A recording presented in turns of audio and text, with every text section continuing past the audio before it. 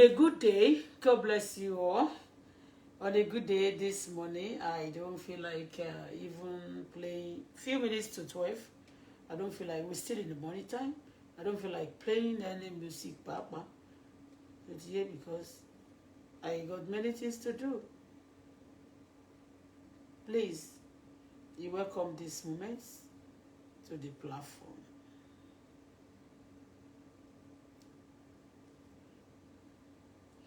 Let me pray. Let me pray, oh. Let me pray, oh. I'm coming. I'm coming. So we quickly go there. Okay. Oga. Great Joe. Ẹ má bínú o.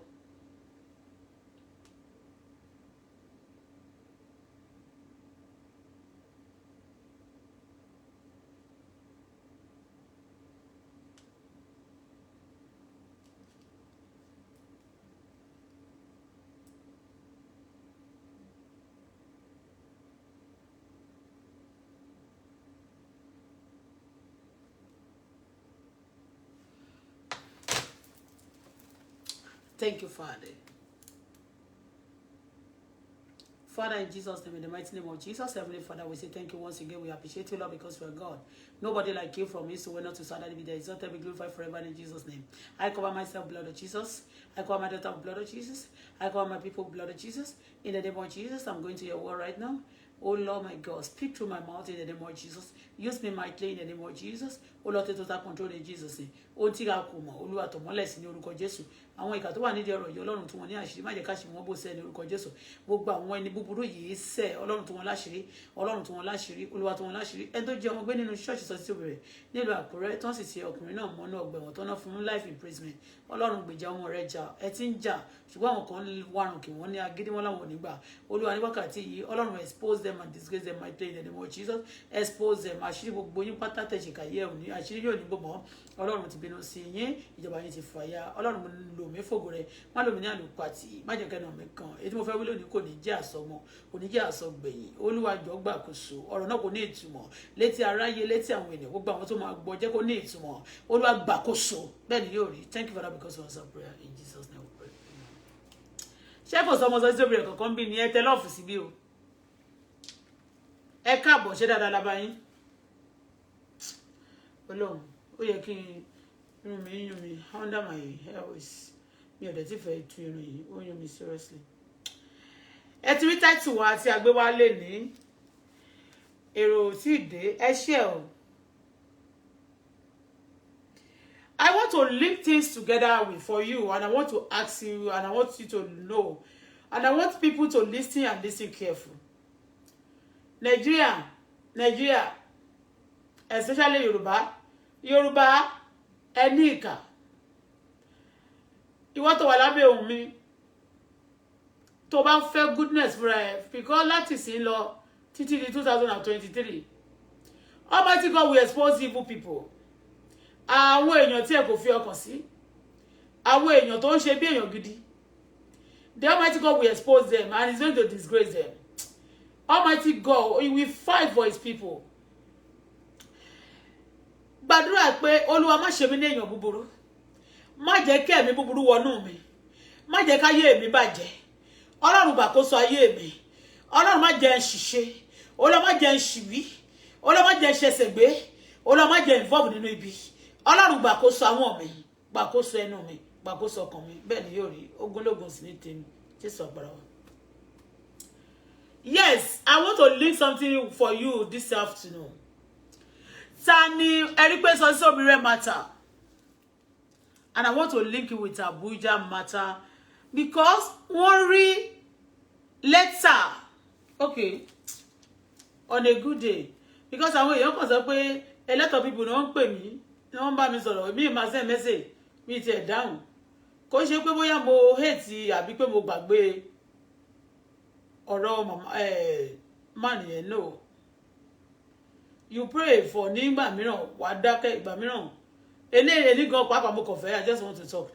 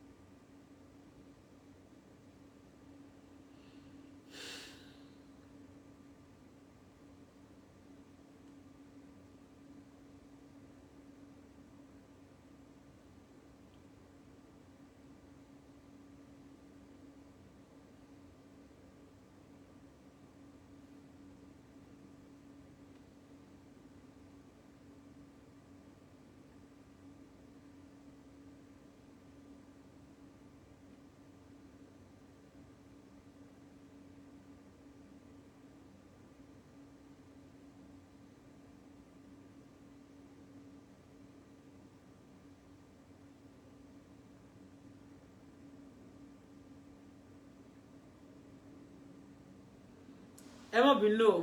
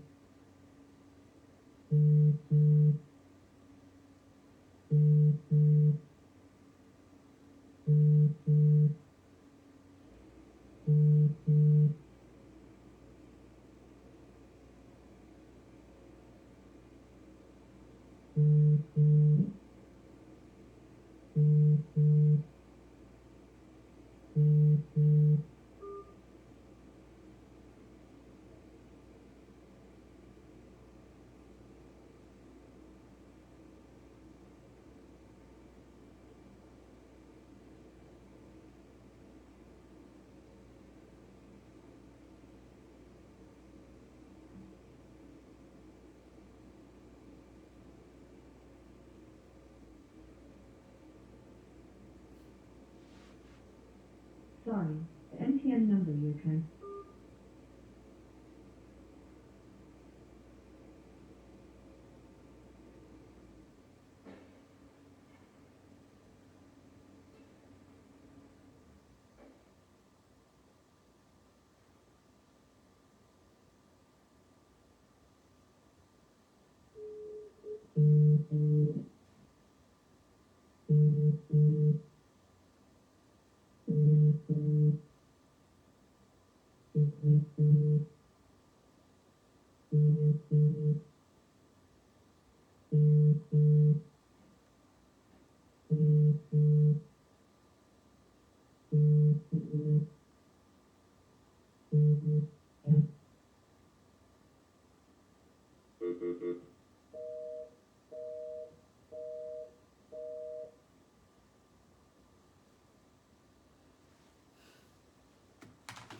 All right. Every ọ̀rọ̀ Sotitobire kò ṣe Sotitobire. I'm trying to call some people, but they are not picking.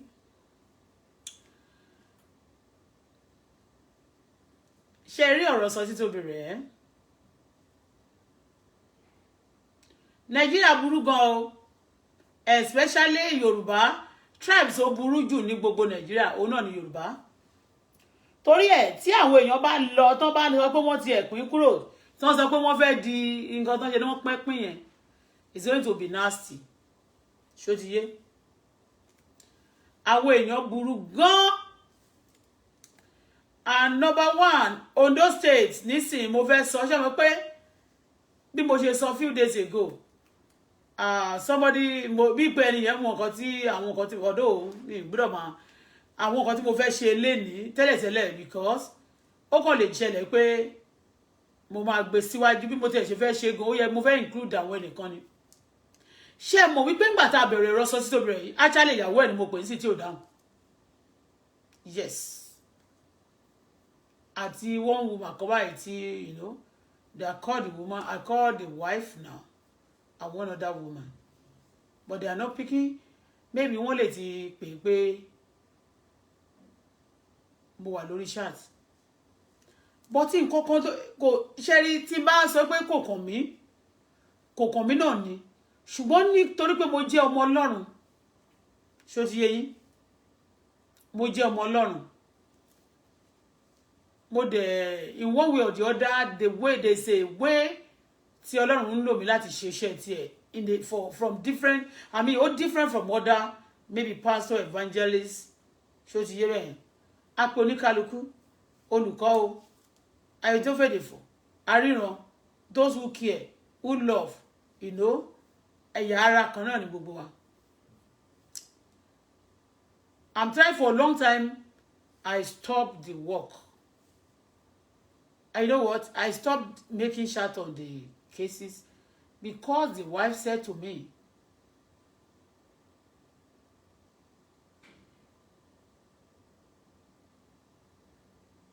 bó bá ṣe jẹ́, ó máa pè mí, ó máa sọ fún mi. And she's no longer talking. And she never called me. And tí wọ́n bá dẹ̀ pè mí sọ̀rọ̀, I don't want to talk about it. And I see a lot of crazy game also going around the matter. Well, bó nígbà bá ṣe ewu báyìí ló bá ṣe ewu onígbà ló máa ń pè báyìí. Ó ti yé. You do your best and you leave the rest. But I want to say something today again about Sotitobire. Once in a while, although somebody sent me also, a lot of people have been talking to me about that. Talk about Sotitobire. Talk about Sotitobire. Talk about Sotitobire. When I'm trying to talk about Sotitobire and the wife, and I want you to be, I feel I want you to they want to give you wrong information. You want my favorite. I don't want that. Are you getting what I'm saying? Tí n bá kàn dé ń sọ̀rọ̀ pé Sotitobire o, àwọn kan tó súnmọ́ mi, àwọn kan tó jẹ́ pé bóyá sọ pé mo sọ pé àwọn kan tó dá yẹn ni wọ́n ní problem. Tí ó bá sí ẹ̀ṣẹ̀ kò sí ìjìyà. Ṣó ti yé yín mẹ́rin. Tí ó bá sí ẹ̀ṣẹ̀, Bíbélì sọ pé kò sí ìjìyà. But àwọn ìjìyà kan wà tẹ́ pé kò sí ẹ̀ṣẹ̀. To the glory of God ni ó máa ń jẹ́ at the end. Ṣó ti yé? To the glory of God ni. You understand me? That's why me, I don't talk about it any longer.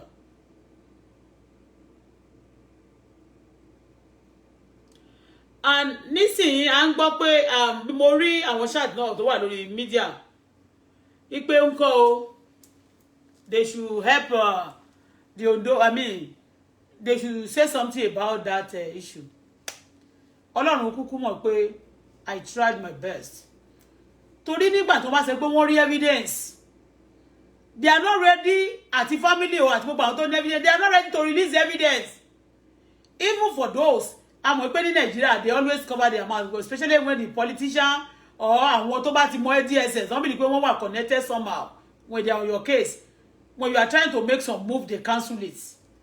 When trying to move some, if you want to make some move, they cancel it. So even nígbà táwọn family yẹn ò bá ready láti make move, and they are not ready to talk to me, why should I be talking and bother myself about things? I don't want. That's why me too, I don't talk to them. Let me just call. Okay? Kò ṣe pé tó bá ṣàrọ́mọ, a máa gbọ́ pé wọ́n ti rọ́mọ o. But nǹkan ni mo fẹ́ pé àkíyèsí ẹ̀yin èèyàn sí ní orí Facebook yìí o. In tí bá ti ṣe, kí Ọlọ́run kó sọ ẹ̀sọ́ ẹ̀ fún mi. In tí oníkálukú bá ti ṣe, kí Ọlọ́run kó sọ ẹ̀sọ́ fún gbogbo wọn. Ní ọdún tó kọjá, ṣọdún tó kọjá ni? No, I think early this year.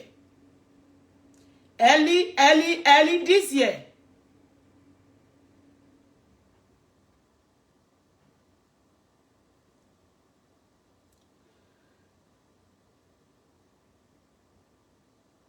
Ìgbà wo ni no? Ìgbà wo ni tó fowó mọ̀? Last year ló ṣẹlẹ̀ now, exactly last year. Ó ti pọ́dún kan. Yeah, this year. Month wo ni tó fowó mọ̀ pè mí? Lára àwọn member church wọn ló tag mi. Wọ́n dẹ̀ máa fẹ́ kí n bá wọn gbé gbogbo kíní yẹn. Of recent go, some of them they call me wọ́n tó bá pè mí mo lè ẹlòmíì má ti rí wọ́n lè send message because má kàn ignore ṣó ti yé because mi ò béèrè owó lọ́wọ́ anybody. Mi ò dẹ̀ ṣe torí interest kankan. But mo ṣe nítorí pé tó bá ràn ẹnìkan lọ́wọ́ Ọlọ́run èmi ò ní rírú ẹ̀ o lágbára Kristi. mo ti la ogun tèmi kọjá èmi dẹ̀ tún ń ṣe kí ni mo try láti speak fún wọn nítorí pé àwọn èèyàn ti dì pẹ̀ láwárí wọ́n dẹ̀ sì wà lẹ́nu ẹ̀ ṣó ti yé in tó dẹ̀ ń kó mi yọ náà ni pé Ọlọ́run tó kó mi yọ náà ni pé ó gbé mi wá sí Canada mo wà ní Canada báyìí kò jẹ́ pé wọn gbógun náà gbogbo nǹkan tí mo ní wọ́n ṣe nínú ilé ìyẹ́rí tí wọ́n ti ṣe fún mi ní Canada tó bá jẹ́ Nàìjíríà wọ́n máa ṣe jù bẹ́ẹ̀ lọ torí pé agbára ó wà lọ́wọ́ wọn níbẹ̀ wọ́n bìlì pé kò ságbára lọ́wọ́ wọn bọ̀ wọ́n bìlì pé agbára wà lọ́wọ́ wọn ní ìlú Nàìjíríà àwọn tó wà connected mọ́ àwọn some people yẹn tó máa ń fi influence wọn yẹn kó máa fi dẹ́rù àti kó máa fi ṣe àwọn èèyàn ní jàǹbá tó fọwọ́ mọ̀ pè mí ní last year yẹn gbà tí mo share tó ń sẹ̀dí tí mo fi post ẹ̀ sórí Facebook tó fọwọ́ mọ̀ pè mí ẹ ṣá mọ̀ pé ohun tó fọwọ́ mọ̀ wà lọ́wọ́ mi bó ṣe sọ pé òun kọ́ ni bó ṣe dárúkọ onírìṣà pé onírìṣà mọ̀ ń pa ẹ̀ gbogbo ohun yẹn ló wà lọ́wọ́ mi ẹ ti understand kò ń ṣe nǹkan tó ìdì èmi kàn sọ ń gbà yẹn ni pé báwo làwọn èèyàn tó ṣe jàǹkànjàǹkàn ṣe máa lọ sí church yẹn tí wọ́n dẹ̀ máa fi máa yẹn sílẹ̀ sínú problem you get what I'm saying in tí mo kàn fi ṣe nígbà yẹn nìyẹn so ó bá fún mi gan pé pẹ̀lú bó ṣe mọ̀yàn tó dẹ̀ ti ṣe dáadáa fún yàn tó kò sẹ́nibọ̀dì tó lè dìde sí ọ̀rọ̀ ẹ̀ tí wọ́n dẹ̀ wà ní power èyí tó fowó mọ̀ mr gbọ́mọgbọ́mọ terrorist tó ń ṣe fáwọn terrorist one of the terrorists in Nigeria if you don't know tó fowó mọ̀ mò ń bọ̀ mi ti dé wọ́n dẹ̀ mọ̀ wọ́n wà ní power but they cannot do anything to help this man ó láwọn ń ṣe àwọn ń try láti help ẹ̀ ṣé ó help ẹ̀ nísìn tó fowó mọ̀ ṣó help máa yẹn tó lọ church ẹ̀ rí ṣó help ẹ̀ ṣé ẹ̀ ti mọ̀ pé òun àwọn ló plan fún máa yẹn láti bá tiẹ̀ jẹ́ don't you know now can't you understand yourself now that they are the one that planned for this man for his life to be ruined and you know what in tó ń bí èmi nínú òun náà ni the way bí àwọn church wọn ti wá ń ṣe ṣó ti yé ọ̀rọ̀ tí mo sọ a lot of vital information ti wà nínú ẹ̀ despite pé mi ò sí ní Nàìjíríà ṣé bí mo ṣe yarí fún tó fowó mọ̀ nígbà yẹn ṣé mo pé tó fowó mọ̀ kẹ̀dẹ̀rẹ́ ẹnìkan ló kọ́kọ́ pè mí láti London gẹ́ẹ̀kan báyìí ó wà lórí fóònù mi ń bí picture ẹ̀ wà ń bí I will show it again Jésù tó fún mi please come and bring out the voice of that senator that I saw with senator and the picture of the senator himself and the lady in London and their number. Okay, please help me. I'm sorry to disturb you, darling.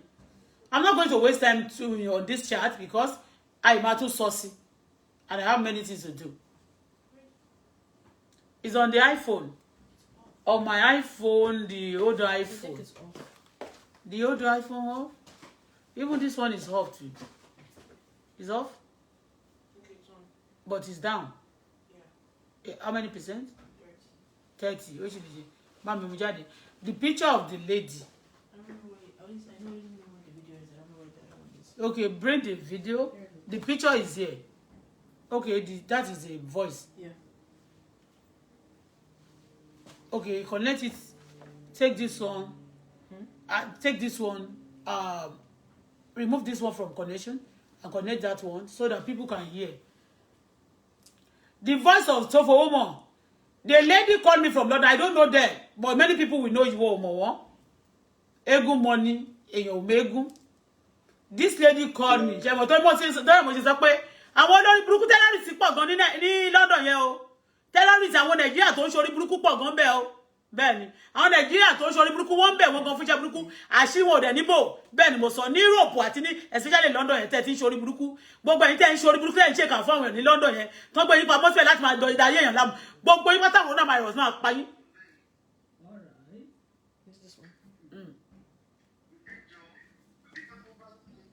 You know it's true.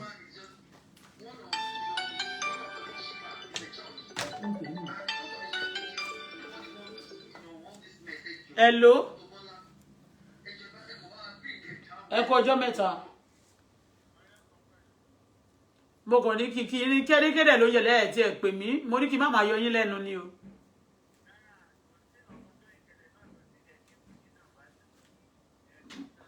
Wọ́n dẹ̀ sọ pé wọn ò tí fẹ́ àpíìlì náà.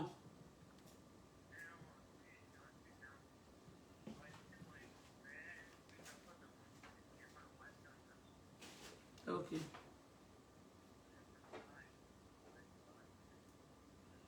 tó fowó mọ̀ yẹn tó fowó mọ̀ tó wá church ọkọ yín rí yẹn ò tiẹ̀ dá sí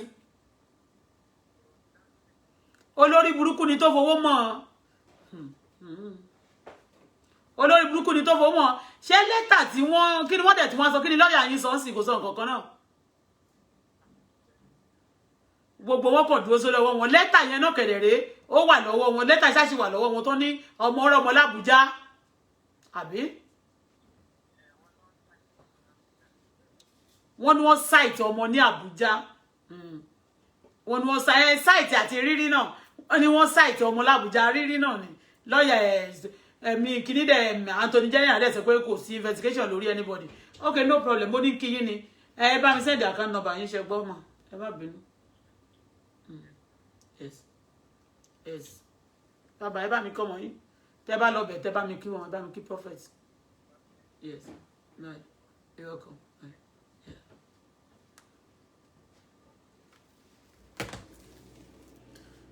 So, tó fowó mọ̀ pè mí nígbà ohun tó fowó mọ̀ máa play ẹ̀ sìn. You know, mi ò tiẹ̀ respect pé tó fowó mọ̀ máa pè mí. I never expect I'm just doing my own that okay, kíní yìí ẹni kò gbọ́ mọ́. Wọ́n kàn bá fẹ́ bá ti ẹni yẹn jẹ́ ni now tó wo mọ̀ pé mi kó tó pè mí gẹ́ ẹ̀kan ní London ló pè mí o ojú gẹ́ yẹn máa mú jáde Tolú gba picture ẹ̀gbà ẹbí báyìí wá àwọn picture jáde wá rí picture tó fowó mọ̀ the one lady that called me with one senator like this I screenshot their picture you know I think it's on this one also okay. Check it. Which one? No. Just give me anyone. Hey, James, I'll play voice here later. So, this lady called me from London. Mi ò mọ̀ rí. Auto-Bola. Kini kan gbada. Ṣé rí àwọn terrorists pọ̀ lórí Facebook tí wọ́n sponsor o. Tí àwọn Nigerian government, kì í ṣe Nigerian government, kì í ṣe president Nigeria. Tá bá sọ Nigerian government, àwọn PDP wà ńbẹ̀, APC wà ńbẹ̀, other party wà ńbẹ̀ tó wà ní, àwọn majority wà ńbẹ̀, àwọn minority wà ńbẹ̀. You know? Let me see. Obi tó ti ara ìkan náà nìyẹn jẹ́ ń wo ibi tó wọ́n àti sọ jẹ́ ń gbé jẹ́ ti ẹ̀ tó post yẹn sórí Facebook orí YouTube ni tó fowó mọ̀ jẹ́ let us visit ẹ̀ tó fowó mọ̀ àti Sotitobire lélẹ̀ tó fowó mọ̀ olórí burúkú gbọ́mọgbọ́mọ terrorist tó ń ṣiṣẹ́ fáwọn terrorist ní Àbújá àti ẹni tí mo bá o mo fẹ́ link ẹ̀ mọ́ recent business ẹni tó wá rajà lọ́wọ́ mi lẹ́yìn tí mo kọ̀ fún sọ́mi tó fowó mọ̀ ní ẹnìkan wá láti Àbújá ló wá bẹ̀rẹ̀ sí rajà lọ́wọ́ mi torí ẹ̀yin ò mọ nǹkan tó ṣẹlẹ̀ I will tell you mo kàn sọ ni o ẹ máa gbọ́ o tó fowó mọ̀ di Mr. gbọ́mọgbọ́mọ tó fowó mọ̀ gbọ́mọgbọ́mọ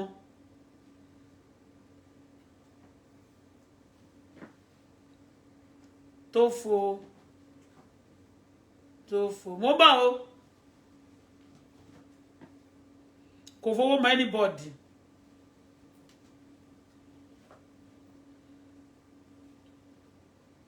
The terrorists tó fowó mọ́ the terrorists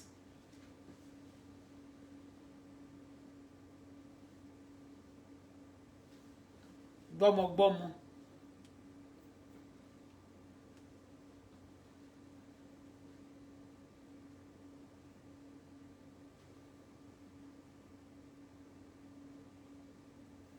gbọ́mọgbọ́mọ share mo ti share kan ń bọ̀.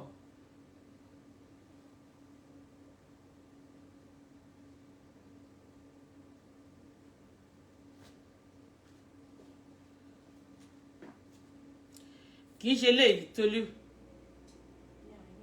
má bínú díẹ̀ olówó orí mi ibi ohun picture máa yẹn nìyẹn but ó níbì kan obìnrin kan báyìí wà lókè òun náà wà nísàlẹ̀ wọ́n word village ó ti yé ẹ̀ ń gbà tó pè mí mo screenshot wọn àti picture àti number ẹ̀ ọ̀rẹ́ ẹ̀ nìyẹn tó fẹ́ kó wọlé torí àwọn tó jọ plan nìyẹn o àwọn olóbùkún tó jọ plan nìyẹn o.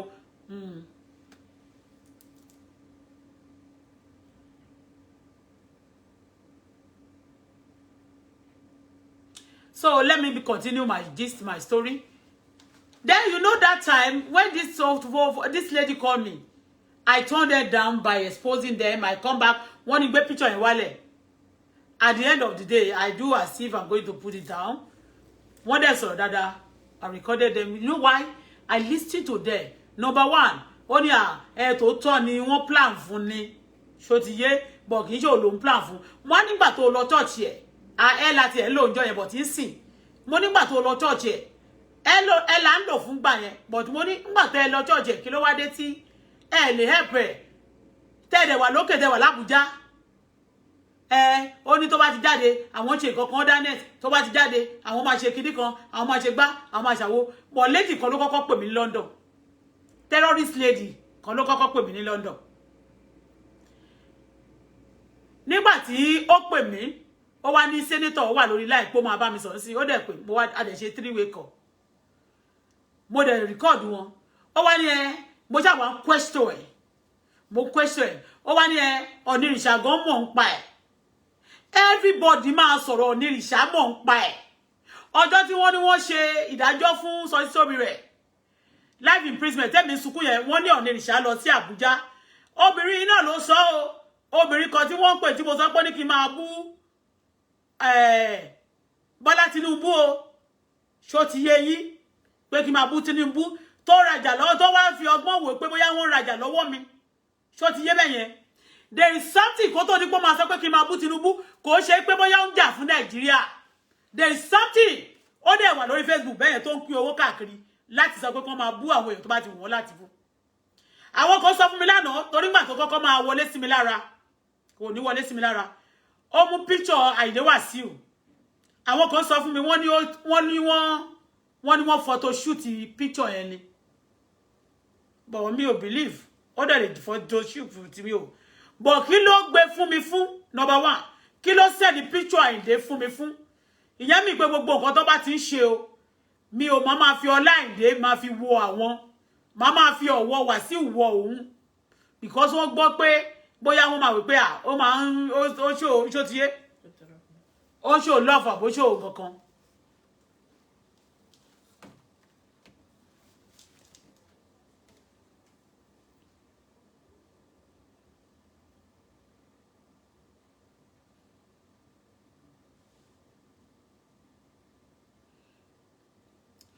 ìgbà tí tó fowó mọ̀ pè mí tí mo turn it down tí mo wá gbé síta yẹn wọ́n wá dúró after some time another woman this woman wá pè mí woman tí mo lọ ra mọ́tò yìí are you getting me because at that time gedere I always talk and hammer about Sotitobire matter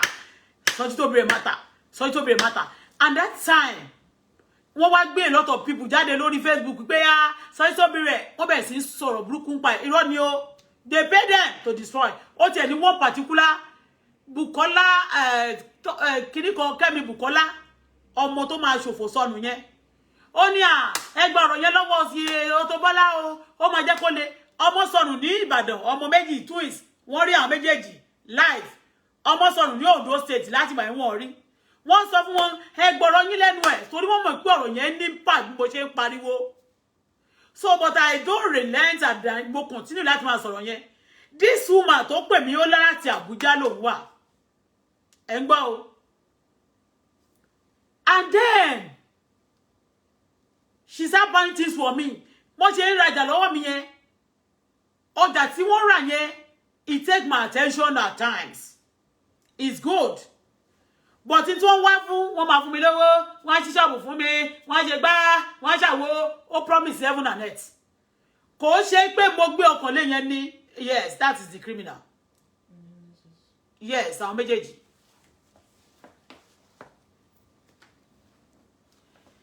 tó fowó mọ̀ rèé òun àti gẹ̀yẹn tẹ́tí rí. You can see them when they call me. See? Look at them. You see them? See them! And look at the story. This is wrong. This is a young man's son. Nicholas. There you. Hello, Uniye. Lisi Damis. Ló kọ sí iṣẹ́ tí rójú wọn àwọn èmèrè ọmọ àwọn olórí burúkú èèyàn tó fowó mọ̀ rèé wèrè yẹn náà rèé ẹ̀rí màmí wọ̀tá gẹ̀ wọn kì í ṣe tá bá pè ọmọ mi wọ̀tá kò fáyìn o ẹlẹ́mìí ló ń jẹ́ bẹ́ẹ̀ o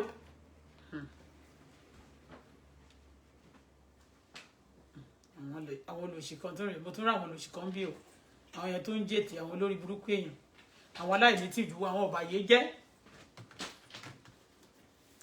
So when this lady called me then that's number so tó fowó mọ̀ nìyẹn ó lè ti pààyàn sìn àti number lady yẹn ní London I turned them down mo turn story mo turn ọ̀rọ̀ wọn down because mo rí point nínú ọ̀rọ̀ wọn ó ní tòótọ́ wọn plan fún ni but òun kọ́ ló plan fún but ó plan fún wọn kọ́ ló plan fún òun lè sọ pé pastor tí mo ti lọ gbàdúrà ní church eléyìí ni wọ́n plan fún yìí o mi ò kí wá run around there nígbà tó run around there ìwà tí ò ní problem tó fẹ́ di senator mo rí òkè ó tún wá dárúkọ nǹkan mẹ́ta ni mo àwọn vital things tó sọ tóun ò mọ̀ pé ṣe lòun release point fún mi ó ní àwọn onírìṣà mọ̀ ń pa ẹ̀ mo ní onírìṣà ìyẹn náà dẹ̀ sọ pé onírìṣà gan ìyàwó ẹ̀ Naomi àbúrò òun ni ìyẹn ẹgẹ́ yìí o ìyẹn ẹgẹ́ yìí ó ní olórí Naomi ó ní àbúrò òun ni debo ti mo kí ló kàn mí pẹ̀lú olórí Naomi kí ló kàn mí pé onírìṣà ṣé onírìṣà tó pé onírìṣà jẹ́ onírìṣà ni kó gbé ọmọ àbí kó dìgbẹ̀lẹ́ nìkan ká má sọ̀rọ̀ àbí kó ṣe nǹkan tí ò dáa ká má lè wí àbí kí ló ṣẹlẹ̀ ẹ ti rí ẹrí bí mo ṣe tẹ̀ sójú Wàsíù Àyìndé mo ti mọ̀ rí ó lóun mọ̀ mí rí ẹrí bó ṣe tẹ̀ sójú èèyàn mọ̀ kò dẹ̀ tí ì tán síbẹ̀ o bẹ́ẹ̀ ni ó sì ń lọ ókù nìbọn ró bẹ́ẹ̀ ni ẹrí bí mo ṣe sọ̀rọ̀ nígbà yẹn téèyàn bá ronúkúwàdà lẹ́ni màá sẹ́tù pẹ̀lú ẹ o bọ̀ tó o bá ronúkúwàdà tó bá ṣe burúkú màá dẹ̀ bá bẹ Ọlọ́run pé kọ́lọ́run dáríjì bọ̀ tó o bá ṣe ronúkúwàdà tó bá continue láti máa ṣe burúkú we are going to test ẹ lójú we are going to report you to God we are going to expose you we are not going to cover anybody that is it. Because ayé gbogbo bẹ́ẹ̀ ṣe bá Nàìjíríà jẹ́ Nàìjíríà is not good o Nàìjíríà is hard o let me tell you tí mo ṣe ń sọ fún àwọn èèyàn pé Bọ́lá Tinubu ò kò ṣẹ̀mí o Ọbásanjọ́ Buhari o kò ṣẹ̀mí o torí pé àwọn èèyàn tó wà ní Nàìjíríà àwọn irú èmi ń sì tèmi wá bí individual ló ṣèkà fún mi tí mo fi wá kì í ṣe president kì í dẹ̀ ń ṣe àwọn èèyàn ogun ilé bí tẹ́ gbé ogun àdúgbò ogun kiri kan ogun àwọn tó pàdé tó fẹ́ bá tiẹ̀ jẹ́ tó fẹ́ gba dúkìá ẹ̀ òun ló bá mi débí so báwo ni mo máa fi ẹ̀tẹ̀ Ọlọ́run ní jẹ́ lẹ́tẹ̀ báwo làwọn èèyàn ṣe máa fi ẹ̀tẹ̀ lẹ̀ tó máa pàlàpàlàpà wọ́n ní Nàìjíríà ò dá ṣe bẹ́ẹ̀ ni tẹ́ wà ní Nàìjíríà lè máa try láti dá kí Nàìjíríà bá lè dá when he was now releasing those things mo máa play voice wọn náà ní sí ege ó ní onírìṣà ńkọ́ ó mọ̀ ń pa ẹ̀mú ní onírìṣà wọ́n máa mọ̀ ń pa kíni later people begin to give me stories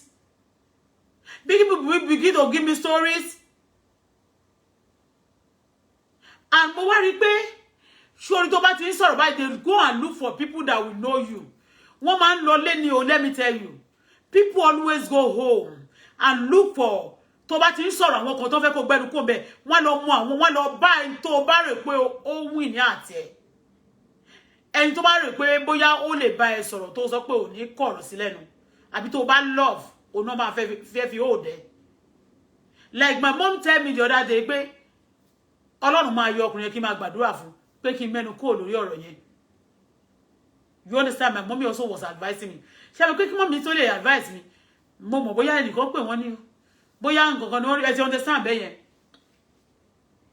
But people want you to shut up your mouth, especially when they know that there is a truth in what you are saying. By the time you hammer it, they want you to put your mouth. They want to channel you to another place. This lady, ṣé mo pé London yìí kan náà ni lady yìí wà tó ti pè mí. Ẹ̀yin ará London, èyí tí ò bá ti dá nínú yín, òfò lẹ máa ṣe. Gbogbo ẹ tó wà London tó ń bá tàwọn ọlọ́mọ ẹni ẹlòmíì jẹ́ tó ń fún lówó láti bá tẹ̀yìn èèyàn jẹ́, ẹ ò ní mórí délé. Tó bá dùn fún ilé ni ó máa kan fún yín. Bẹ́ẹ̀ ni tó bá ti ń bá tẹ̀yàn jẹ́ ni o tó bá wà London. Gbogbo ọmọ tẹ́ bá bí sí London gbogbo nǹkan ní ló máa parẹ́ lójú yín. Any man or woman that is destroying people's life in London, láṣẹ Èdùmàrè tí yín máa ta tọmọtọmọ, ọ̀run máa finish yín. Ṣé wọ́n ní coronavirus wọ́n tún máa lọ́ọ̀kì yín hàn? Ẹ ò ní survive nínú ìbínú tí ó wà nílẹ̀ tó Ọlọ́run bínú lọ́wọ́lọ́wọ́. Ọlọ́run ò ní pardon yín. Ọlọ́run máa kà yín mọ́ àwọn tó máa bínú sí. Bẹ́ẹ̀ ni, you are doing evil to other people's children. And they ma fẹ́ live ayé tó good. and then you be going up and down on the social media. I'm a say that long over do ku ẹnìkan ni so ko yẹn ṣe kò sí wo ko yẹn mọ́ ni ẹni yẹn kò tiẹ̀ fún ní kini money wọ́n fún ní order ṣé te ni ò bá fún mi ní order sí Ọlọ́run ní fún mi ni ibi te mi mo kan tó ṣe ẹ máa lọ because of they give you money. Don't you credit God, don't you give salute to God that somebody mo lẹ́nìkan fún mi lówó wọ́n fún mi lówó láti sọ pé kí n ṣe mo bullshit ẹ̀ ẹni tó wà yìí mo fẹ́ sọ̀rọ̀ ẹ̀ and I'm going to link something with ẹni tó wá láti Abuja tó wá rajà lọ́wọ́ mi. She's evil. Do you know what? Do you know what? That woman, she's evil for it. Ebony Titi, she's evil. Do you know ọjọ́ tó ti ṣe judgment Sotitobire ó wá fẹ́ fi system kò fẹ́ rajà mọ́ ọjà yẹn ni wọ́n fi ń cover pé wọ́n rajà gbà yẹn ló promise me heaven and earth. Are you guys what I'm saying? And reason why tí mo tún fẹ́ sọ̀rọ̀ ńsìn kí ni reason tó fi gbé ẹnìkan jáde tó ní àbúrò Buhari lélẹ̀ iṣẹ́ mo fẹ́ bá àbúrò Buhari sọ because wọ́n fẹ́ mọ iye connection tí mo ti connect lórí ọ̀rọ̀ yẹn at that time tí mo ń sọ to dismantle and to disconnect your connection over the issue because they pay her. They say they cite the baby in Abuja and she called me from Abuja after tí mo turn àwọn ti London down and no more ekede London ilé yẹn náà dẹ̀ gbé tẹ́lẹ̀tẹ́lẹ̀ she live in London and a lot of people call me láti ìgbà tó ti bá mi rajà pé she's a criminal. They said that to me, to God made me. One day I tell her that ẹni gbogbo èèyàn ń pè yín wọ́n máa ń sọ pé kí ló lè ṣe lédà lady yẹn mo ní ó kàn fẹ́ fi yẹn keep me down ni so that tó bá ṣe nǹkan kan mi ò ní sọ̀rọ̀ ẹ̀ síta. And I waited for so long that she's manifesting a lot of things.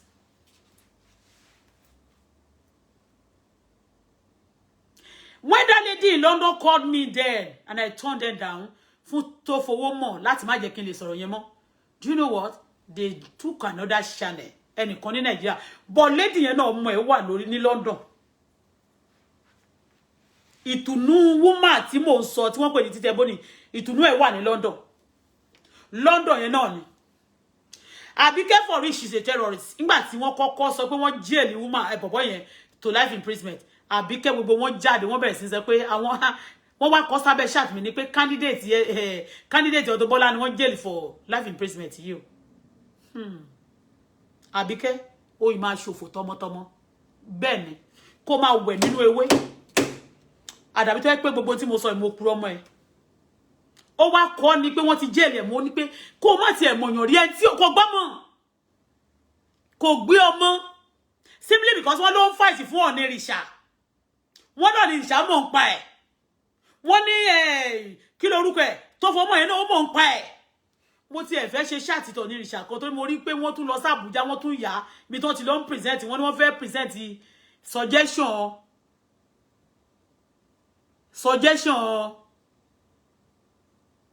fún àwọn youth ṣé youth nìkan ló wà Nàìjíríà ni àwọn youth tó ń gbọ́mọ youth tó ń jalè youth tó bá gbé ìjọba sọ́wọ́ youth pẹ̀rẹ́ ẹ̀rí pé l'Amẹ́ríkà gan kò sí wọn gbé ìjọba sọ́wọ́ youth wọn pariwo pé let the youth reign let the youth reign let the youth to be president let the youth to steal let the youth to loot let the youth to steal. Mi ò hate youth èmi gan youth ni mi ò tí wọ 60.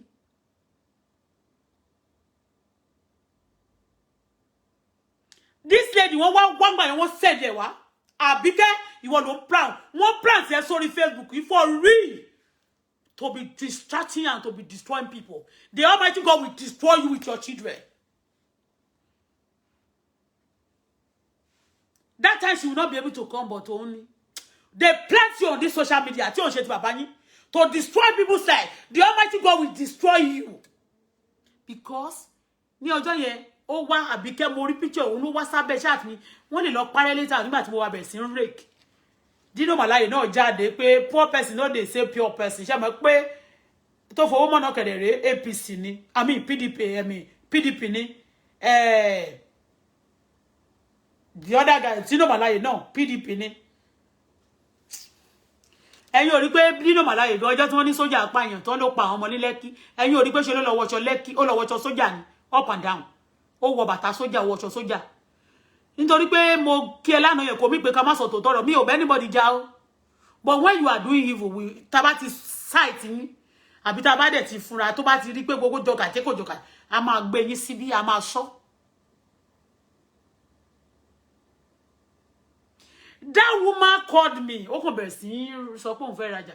But tí mo wá sọ ní pé ó máa wá sọ pé gbà mí náà wọ́n like kí wọ́n máa búra wọn. A ní story yẹn lòun fi sùn yẹn. Wọ́n ṣe ń búra wọn yẹn. Exactly bí àwọn ọmọ Yíbò olórí burúkú ti bí ti ẹ wá pé your mouth dey sweet. That your mouth dey shake kíní kan. Ìgbà tó máa kọ́kọ́ wá, wọ́n wá in the form pé bí àwọn fẹ́ wọn kọ́kọ́ fẹ́ ṣe bí pé wọ́n fẹ́ against Dr. Olukoya. Wọ́n ṣe bí pé torí tó bá against mo bá kọ́kọ́ bullshit on ma ti block on down. Wọ́n ní lè sọ mọ́. But nígbà tó kọ́kọ́ ń wọlé wọ́n kíní kan tó wá yá wọ́n bẹ̀rẹ̀ sí wá sọ story for me to go and be abusing also ibi tó ń lọ gogo náà ṣe wá yà ní last and ẹ má jẹ ntàn yín àwọn èèyàn kan tí wọ́n sọ pé mo mọ̀ wọ́n mọ̀ believe pé wọ́n kàn fẹ́ máa disconnect mo gbàdúrà tó bá wò mí tó bá lò máa disconnect ògo mi àdíré mi mo gbàdúrà kí Ọlọ́run kó disconnect ẹ̀mí ẹ̀ k'Ọlọ́run disconnect connection ẹ̀ k'Ọlọ́run disconnect ayọ̀ ẹ̀ k'Ọlọ́run disconnect gbogbo nǹkan tó ní láyé àti agbára tó bá lò k'Ọlọ́run kó fi ẹ́ ṣe ẹ̀ sí.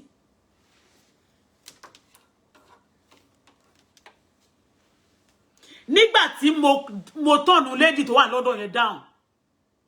Do you know it wá tó ń sọ̀rọ̀ MFM yẹn náà? Do you know that she said she live in London before? They live in London. They say they live in one kí lorúkọ university tó popular in London yìí. Ibẹ̀ ni wọ́n láwọn gbé. London yìí náà nìkan. Èyí àwọn wèrè tó wá tí mo ní wọ́n send 700 sí mi. Wọ́n fẹ́ kí n máa sọ̀rọ̀ ìyàwó Olukoya bad náà ni kí n tún fẹnu sí. Gbà tí mo jáde tí mo ti ṣe ṣàtìlẹ́ẹ̀mejì tí mo ti fẹ́ attack mo ní pé mo ní stop it now.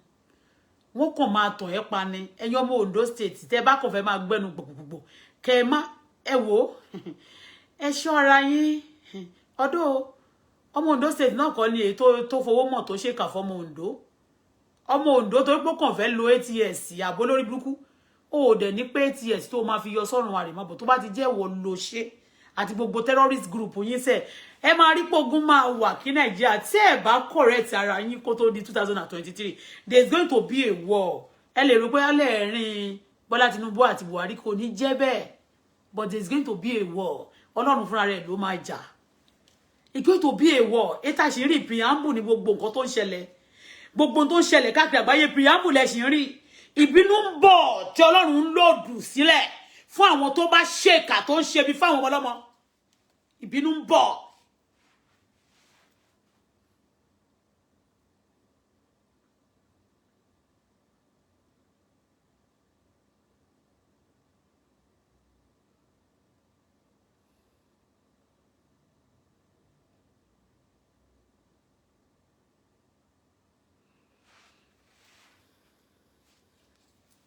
Are you guys what I'm saying?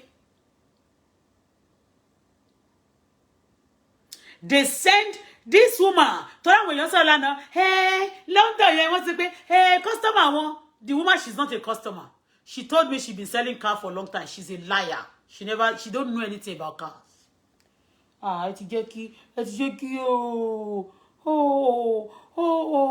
Ebony, títí kí ló dé tó jẹ́ kí aṣọ mi lọ ya báyìí tó jẹ́ kó lọ kán. Títí Ebony. Sanwó balance ẹ tó kù kó wọ gba mọ́tò àwọn kó mọ́tò kí send ẹ sí ẹ o. Ó dẹ̀ máa san damages àti gbogbo òṣìṣẹ́ ti ṣe. Gbogbo ilé tí mo wá síbí báyìí ẹ̀ tó ní kàn fọ́ gbogbo inú ilé. You think you are going to go scot free? Kò ṣe bí ti jọ́símọ́ o. Not be like that day before that before when you go just do anything for me. Not be now. Because gbogbo nǹkan tẹ́ ti ẹ̀ wá ń ṣe bí pé bóyá ẹnìkan lẹ́ni yẹn it's not for you alone. And the Lord has positioned me in Canada to speak out. And United Nations is watching. The Canadian government is watching. And one terrorists is watching. Terrorists is not allowed anywhere in the world. All this thing you are practicing is a terrorism.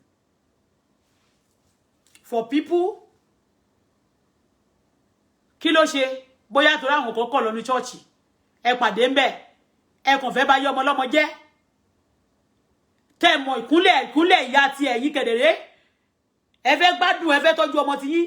Káyé ọmọ titi ẹ bàjẹ́ because àjọjọ́ tẹ́ ti ṣe yẹn. Ayé ọmọ ẹ ò remain the same. Ayé ìyàwó ẹ ò remain the same. The family wọn ayé wọn ò remain the same. Church yẹn ò remain the same. And again, wọ́n sọ fún mi, mo mọ̀. Naomi ò lè kọ́ church sí, kò lè fi ilẹ̀ yẹn kọ́ church ṣá, torí the whole world is watching.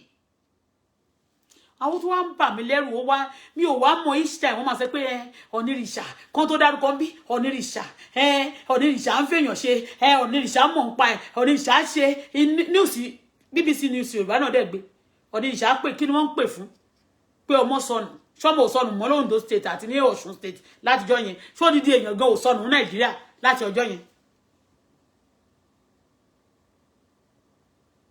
Kí lẹ pọwọ́pọ̀ sórí ẹni ẹlẹ́ni fún. Wọ́n ní wọ́n site ọmọ ní Àbújá. Ẹ wá mọ̀ kan tí woman yìí tó fi so surprise mi. Mo sunkún ẹ ṣáà bí mo ṣe sunkún ní ọjọ́ tí wọ́n sentence máa ẹ̀. Ọjọ́ kejì ni woman yìí pè mí. Láàárọ̀ tí ẹ sọ fún mi gangan.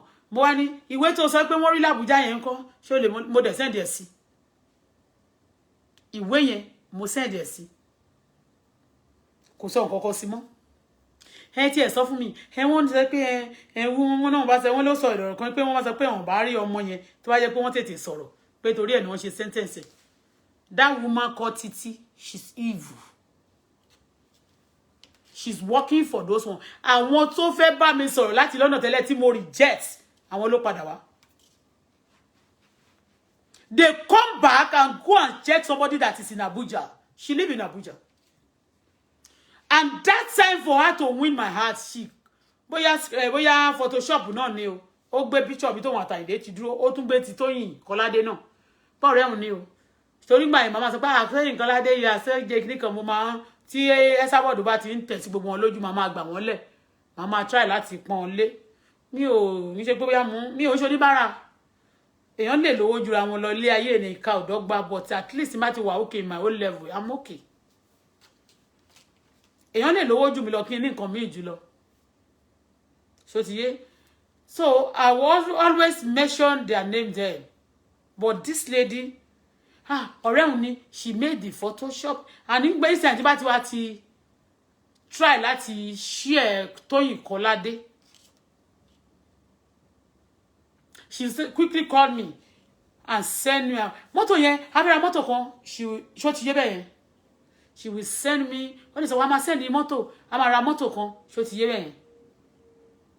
All those things ni mo ti notice, ni mo ti sight, ó dẹ̀ ní ọ̀rẹ́ òun ni. Àlọ́jọ́ tí wọ́n ṣẹ̀ṣẹ̀ sí máa yẹn gangan, òun ló sọ fún mi pé wọ́n wá ṣe fún seminar kan pé Tóyìn Kọ́ládé àti Onírìṣà wọ́n jọ wá sí ni mo sọ yẹn náà lọ́jọ́ tó ń sentence yẹn, trying to tell me that they are jubilating, that they are happy that they sentenced the guy eventually. And òun náà wá béèrè gbogbo story lọ́wọ́ bó ṣe ń béèrè story lọ́wọ́ mi tí mo ṣàlàyé ńjọ́ kan ẹnìkan kan sọ̀rọ̀ ń dání kò mọ̀ pé mo gbé dání. Are you getting what I'm saying? Ìgbà tó ti wá sentence máa yẹn gbà yẹn tó pé wọn ò fẹ́ kí n dárúkọ kí n má gbogbo ìgbà yẹn tí mò ń sọ fáwọn family pé ẹ jẹ́ ń sọ̀rọ̀ gbogbo wọn jáde ẹ gbọ̀rọ̀ yẹn lọ́dọ̀ Auto-Bola o ẹ má jọ ń sọ sí o ẹ má jọ ń ṣe gbá o wọ́n lọ rán lórí Facebook wọ́n ní máa ẹ gbọ́mọgbọ́mọ ni wọ́n lọ gbogbo wọn tó wà lórí Facebook yìí ló ṣe ṣáàtì fún máa yẹn pé ó jí ọmọ gbé including ọmọ tó ń pè ní àjàjà ọmọ tó wà ní orí Facebook tó ń pè ní Dukasi yẹn wọ́n ló jọ ọmọ gbé irọ́ dẹ̀ ni gbà tó yá wọ́n connect ẹ̀ mọ́ èdìdí gbà tó yá wọ́n connect ẹ̀ mọ́ Onírìṣà èdìdí mo dẹ̀ tún wá observe nǹkan kan nígbà tí wọ́n pẹ̀lú ọjọ́ tó ná sentence máa yẹn to life imprisonment yẹn ní ìgbà tí ẹ lọ wo ṣáàtì tí prophetess Esther Ajayi tó give lọ́jọ́ Sunday only somebody that dropped from glory to kúrò nínú ògo. And let me tell you Onírìṣà àti gbogbo àwọn people yìí they are close. Èmi bí ṣe wà yìí detective ni mi o mo máa study èèyàn gan boko mama wò yín báyìí mama ṣe bí pé mi ò mọ̀ anything. I don't so much move by what you tell me. I want to research myself and I want to look and I want God to direct me. That's how I also always pray. They systematically making fun of the man. that tó kúrò téèyàn bá kúrò nínú ògo ni wọ́n preach ní ọjọ́ yẹn. Bọ́dẹ̀ ṣe wà yẹn tẹni tó dé lárí wọn mọ tẹni tó ń bọ̀.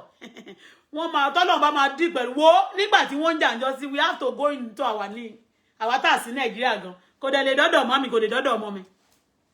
Bẹ́ẹ̀ ni. Mo tún náà lọ sórí ní mi láti gbàdúrà fún Nàìjíríà ni. Tó bá dẹ̀ lọ bẹ́ẹ̀, tán bá ti parí lọ́dọ̀ Jagaban bẹ́ẹ̀ yẹn, wọ́n á bọ́ sọ́dọ̀ àwọn ẹlòmíì tó bá kú tí ò bá lọ lẹ̀ ń jọ yẹn. Are you getting what I'm saying? Àmọ́ dẹ̀ tún sọ nǹkan kan wípé orí ẹ̀ ò ní dá ni ó ṣí èrè rí ni. Ní tí mo ní mo wọ̀ sẹ́, you want to tell me that I should not talk? Ṣé ò wọ wèrè? Ṣé ó fò ọmọ ò fẹ́ ṣe é? Ṣé ò fẹ́ sọnù kọ́dún tó parí? Ṣé ò fẹ́ di ẹni kọ̀ sílẹ̀ bíi ti Sọ́ọ̀lù? Tó bá tún gbéré díẹ̀ wá síbí wàá sọnù. Bẹ́ẹ̀ ni ọ̀run máa sọ ẹnu, á ju ẹ sọnù, á fi ẹ sọ̀kò síná.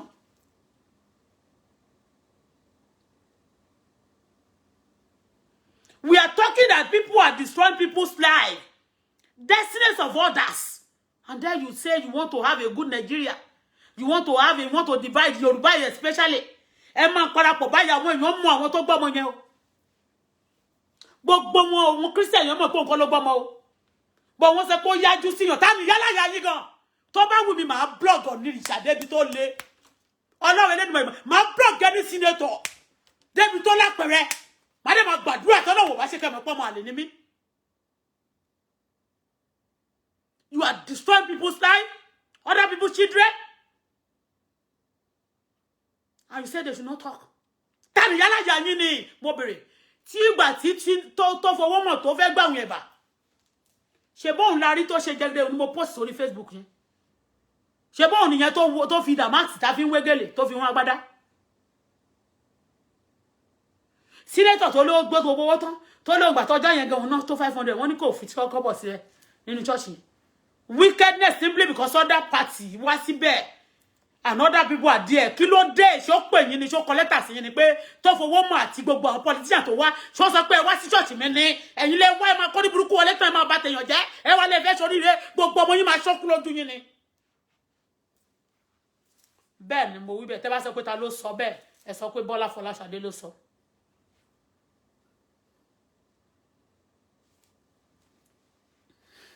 After tí mo turn the woman yẹn down so to do for woman by systematically the woman if you are, and this woman have been going on Facebook for a long time. First of all so kọ́kọ́ dé báyìí torí pé mo sọ pé wọ́n wá fún ti fún mi ní nọ́mbà Rosula ó kàn wá wọ́n máa pè ní pé kó pè mí ẹ owó náà lè rò pé wọ́n lè fi divert mi. Thank God wọ́n ò fún mi lówó ṣòwò. Ìwọ tó bá ti fún mi lówó ṣòwò ò fún mi lówó owó ló fún mi. Kò sí nǹkan tó fún mi kí ló fún mi. Ọjà tó bá tún lọ rà báyìí bẹ́ẹ̀ kí bẹ́ẹ̀ kẹ́ tún fẹ́ rèdì mi nǹkan tó wà nílẹ̀ kẹ́ tún rèdì mi. Kí láǹfààní gan lọ́jọ́ tẹ́ ti lè rajà yẹn tẹ́lẹ̀ ti ra mọ́tò bí 30 kí má ìdí lè rí bí 30,000 gan kó jẹ́ ti tèmi. Kí láǹfààní yín.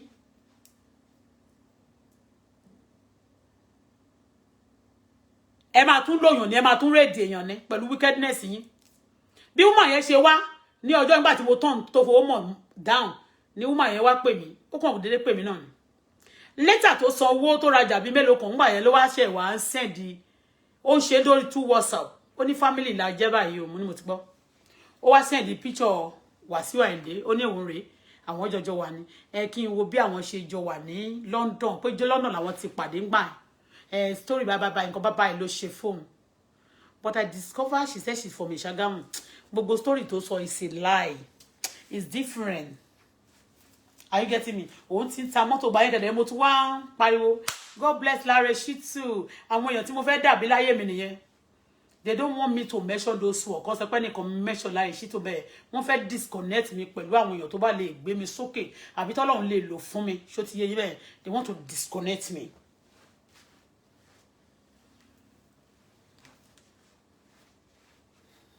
Abuja dẹ̀ ló ti wá mo wá discover ó lóun ti ta mọ́tò tẹ́lẹ̀ kò mọ anything pa mọ́tò. Honestly speaking ani mọ́tò mo demorage o mọ́tò ṣe báyìí o wọ́n gba báyìí bá mo wá pè lọ́wọ́ ẹjọ́ torí Ọlọ́run ta ló máa ń gba mọ́tò láti ọdún 20 tẹ́lẹ̀ tí ta mọ́tò láti 20 years ta ló máa ń gba mọ́tò tẹ́ ẹ̀ mọ̀ ẹni tó lè tí ó jẹ́ pé ẹ̀ mọ̀ iye tó ń gba mọ́tò kan ó ní mọ́tò tuntun lòún rà ṣé ẹni tó ń ta mọ́tò tuntun ṣé wọ́n rà láti abroad ṣá wọ́n ń gba franchise ẹ̀ ni wọ́n ra mọ́tò tó bá fẹ́ ta mọ́tò tuntun brand new car yàtọ̀ sí ipò fẹ́ lò tó bá yẹ pé ẹ̀kọ̀ọ̀kan o kàn fẹ́ máa ṣe kíní yẹn díẹ̀ lẹ́ẹ̀kọ̀ọ̀kan bọ̀ ipò very little franchise ẹ̀ ló máa gbà tó bá dẹ̀ pé nìkan ti gbà London nílùú yẹn wàá tún lọ under ẹ̀ wàá tún lọ máa ṣó ti yé bẹ́ẹ̀ yẹn that's what they do èmi gan tó yẹ pé mi ò tiẹ̀ tí ì ta mọ́tò tuntun rí but she doesn't know anything just want to gbogbo irú ayé gbogbo àtọ́nkúrò ayé yẹn fún mi ó rò bóyá mi ò mọ̀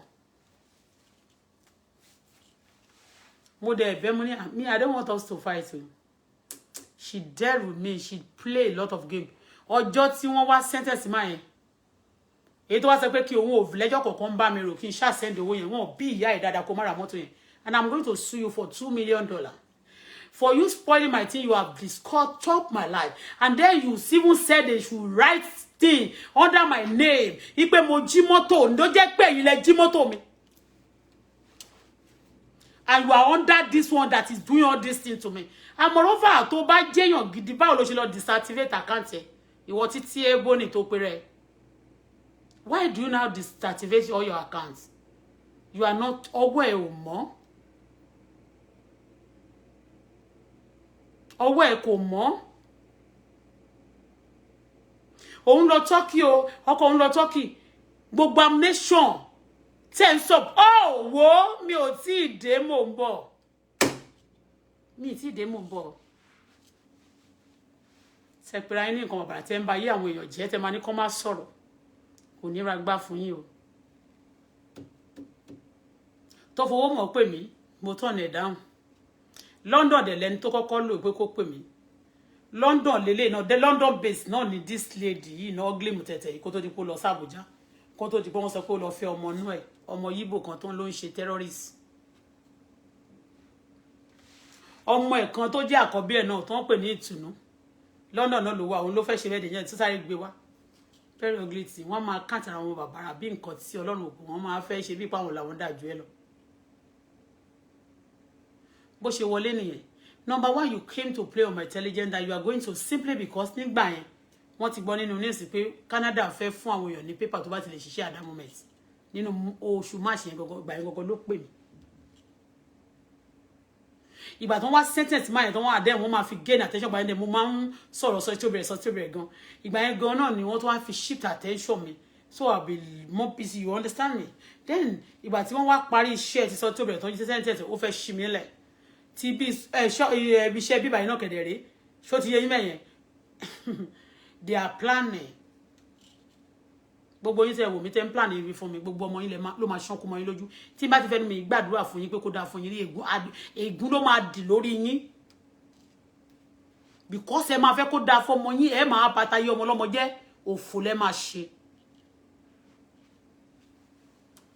ọjọ́ yẹn gọgọ tí wọ́n rí pé ìgbà tí mo wá ń sunkún yẹn ẹ má ṣe bẹ́ẹ̀ o nígbà o justice for Sotitobire o ẹ mọ̀ kan tó ṣẹlẹ̀ bó ṣe pè mí ní ẹ̀pá fẹ́ ra mọ́tò kan o wọ́n béèrè mọ́tò yẹn jẹ́ mọ́tò Tundra ọjọ́ kejì yẹn ló pè mí mo ṣe ń ké yẹn ló pè mí wọ́n fẹ́ ra mọ́tò yẹn mo ní ṣe ṣọ́ọ̀pù wọn ó ní òun ní ọjọ́ yẹn gangan ni ló pè mí láti ọjọ́ yẹn kẹ̀dẹ̀rẹ́ kò sẹ́ndì owó nígbà yẹn gbà tó máa tún sẹ́ndì ó sẹ́ndì ẹ̀ sákàǹtì tó mọ̀ pé mi ń tètè rí gbà gbà tó dẹ̀ tún yá lórí òun ò tún rà mọ́ pé kí wọ́n tún kówó padà mọ́tò kan tó wà lẹ́kọ́ gbé wá you waste your time he tell you the story kémi lọ resign níbi kan wọ́n wá rò pé máa wà mí intimidated bóyá màmá kárí sọ don't you know that pé nísìngbà tí mo pé bá kó ṣì lọ Ọlọ́run máa tẹ́rọ̀ gẹ̀ Ọlọ́run ló dá mi kì í ṣèyàn ó wọlé ṣé ẹ mọ̀ wípé brọ́dà mi tí mo send owó sí tó kí mi dáadáa wọ́n lọ bá brọ́dà mi yẹn bó ṣe lọ bá brọ́dà mi yẹn brọ́dà mi bẹ̀rẹ̀ sí misbehave ó lọ ń pèsè ọ̀dọ̀ brọ́dà mi ó ń pèsè ọ̀dọ̀ Dara talk show brother mi yẹn ìgbà tí brother mi pè sọ́dọ̀ Dara talk show ẹ̀gbọ́n mi náà nǹkan wọ́n ní ó wá sọ fún mi yẹn pé ẹ̀gbọ́n mi ńkọ́ pa máa jọjọ máa ṣe competition yẹn woman olórí burúkú eléyìn yamayam ó very ugly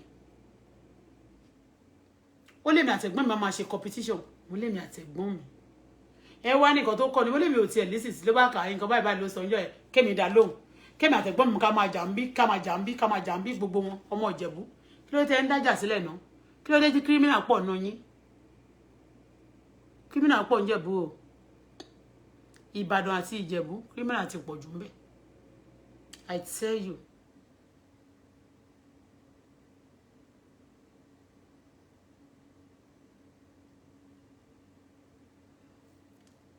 Tí wọ́n bá wá sọ fún yín pé òun ló lọ gba iṣẹ́ yẹn l'Abuja, iṣẹ́ tí tó fowó mọ̀ yẹn ṣe.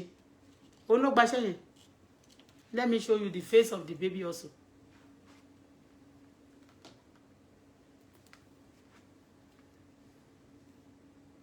Ọmọ woman yẹn tó wà ní London, ó ti sáré disactivate. Eléyìí ó lè ti London, ore. Wọ́n jọ múra wọn ni. Olórí burúkú, ṣé ti rí. Ṣé ti rí. Òun àti Sofo wọn bá tán ṣe kíní rẹ̀. A máa sọ fún mi pé kémi máa bú Tinubu. Ẹ jọ̀ọ́ ṣé tó bá jẹ́ APC ni, ṣó máa ní kí n bú Tinubu. Kí ni Tinubu ṣe? Tinubu ṣẹ̀wọ̀n. Tó bá tẹ́ àwọn ẹ̀ bá ti ṣẹ̀, mo fi mọ̀ pé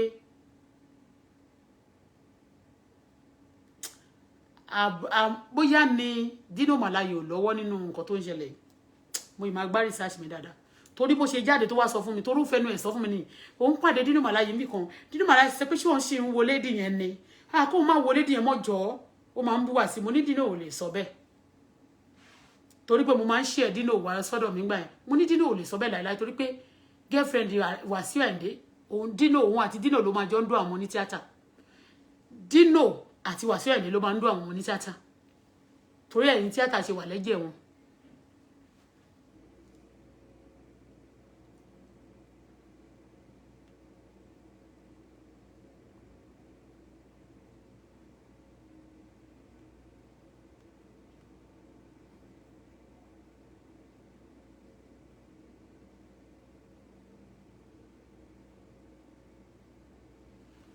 Ó tún screenshot tí bá ti wá pray kíní Tóyìn kan tí mo pé kó má bú Tóyìn Kọ́ládé gbà yẹn àwa ní ọ̀rẹ́ òun ni nígbà tó kọ́kọ́ wáyé ó lọ́ọ̀rẹ́ òun ni ìgbà tó wá yá ọ̀rẹ́ òun ni Tóyìn Kọ́ládé ṣe mọ̀ pé tí Esabod bá ti ń bú Tóyìn Kọ́ládé èmi á máa gbèjà Tóyìn Kọ́ládé so èmi á máa gbèjà Tóyìn Kọ́ládé òun wá ẹ máa wo system náà máa lò ọ̀rẹ́ òun ni Tóyìn Kọ́ládé wọ́n ti ṣe wà nǹkan táwọn mo ní tó bá jẹ́ ọ̀rẹ́ yín báwo lẹ ṣe wá lè pé kó bá yín máa gba mọ́tò kò kí ń gba olówó kí ń gbérágẹ́ ti pọ̀jọ́ tí lòun gba mọ́tò tó bá ti less than 2010 níyà bọ́ tí wọ́n bá ti ẹ̀ ń gbà wọ́n láwọn ọmọọṣẹ́ tó yẹ pé wọ́n lè gbé mọ́tò 2004 to 10 fún ó nínú kò ń ṣe mo wà pé irú ọ̀rẹ́ wo nìyẹn òun wọ́n máa ń ṣe tòun lọ́tọ̀ ní ó wá send picture òun àti Tóyìn Kọ́ládé òun ló send sí iṣẹ́ tiri ó ló fún un láwọ́dùn bí kan bóyá wọ́n screenshot ẹ̀ náà nítorí mo rí Tóyìn Kọ́ládé wọ́n ṣe dúró ń bí èrè mi ò dẹ̀ ṣó ti yé kò sí nǹkan táwọn fraud size yìí àwọn 419 àwọn ìkà terrorist tí wọ́n ń ṣe ó send yẹn this is our face but I want to show you one thing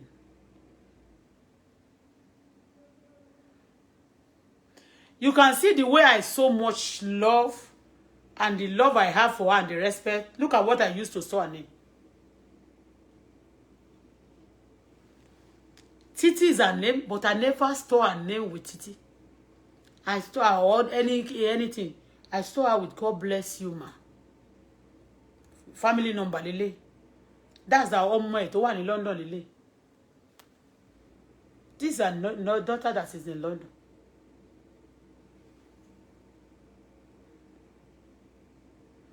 But tell me why tí àwọn èèyàn fi wicked tó yẹ pé wọ́n máa bá yé ẹlòmíì jẹ́ láti sọ pé àwọn fẹ́ wà láyé wọ́n fẹ́ wà okay. Mi ti dé o mo nbo. She sent me that picture I sent yesterday also. She started sending me. Do you know people are wicked? People are mean. People are what? They are wicked and mean. Àwọn náà torí pé mo sọ̀rọ̀ Olúkọ̀yà nice àwọn ló wà lórí ọ̀rọ̀ Olúkọ̀yà tó ń gbé wrong information fún Maureen. And when they are telling you story, when this lady tell me story, she said as you abuse, ta ló tún sọ pé kí wà tó jẹ́ olórí ẹnìkan ní Senate ó ní kí n dárúkọ ẹ̀ pé olóòrẹ́ òun ni olóòrẹ́ sọ̀rọ̀ kan bye fún bó ṣe sọ bá nígbà tí bá jáde. All those stories, you guys that they are giving story, be careful.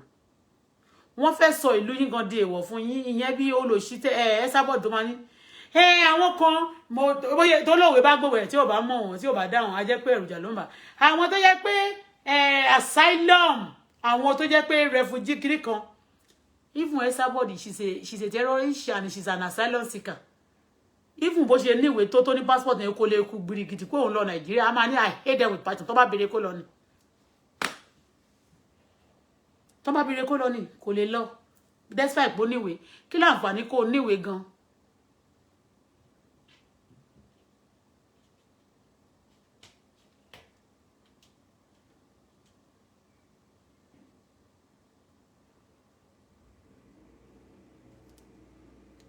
You know, when they come to you first, somebody ko ń pọn ẹniyàn lé, wọn ò ní kọ́kọ́ wá bá ẹ, kàn sọ pé kó má pọn lé mọ́. Ọ̀rẹ́ mi ni, báwo ni wọ́n fẹ́ mọ̀ bóyá òun bá sọ, bóyá ó ní connection ẹ̀ lọ́wọ́, bóyá ó máa ń sọ̀rọ̀, bóyá ẹjọ́jọ́ wà okay.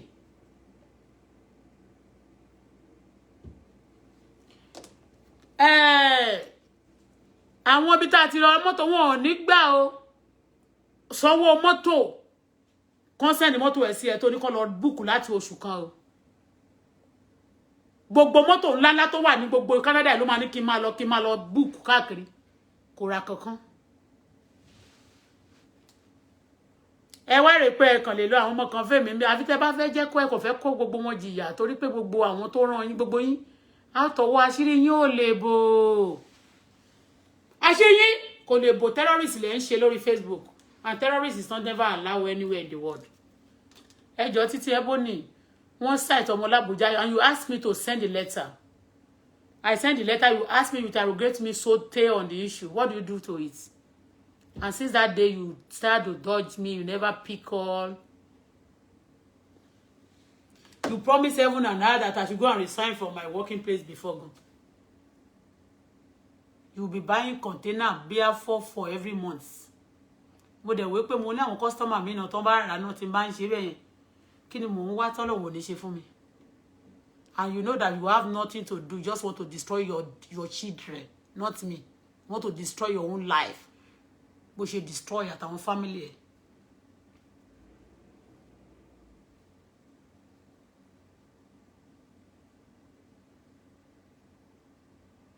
Tẹ́ ló ń fi àwọn èèyàn gbá ẹ̀ǹjì o. Come and pay for the car o.